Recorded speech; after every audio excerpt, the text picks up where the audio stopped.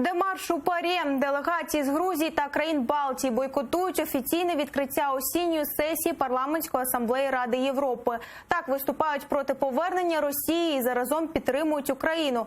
Українська делегація брати участь у черговій сесії ПАРЄ відмовилася взагалі. Це рішення парламент схвалив ще минулого тижня через те, що кремлівські делегації влітку повернули всі повноваження. І це попри те, що жодної вимоги, поміж них і деокупація Криму, та не виконала. До Страсбурга нині вирушили тільки 4 депутатів, щоб провести консультації з європейськими колегами.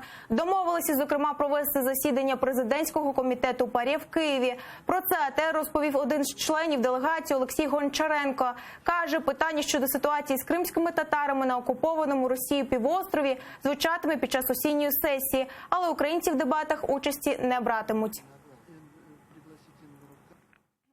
Це питання буде розглядатися на комітеті по рівності. На жаль, так як Україна не подала повноваження, прийняти участь офіційно в засіданнях комітетів представники України не зможуть, але можна провести неформальну роботу з членами комітету, з доповідачами.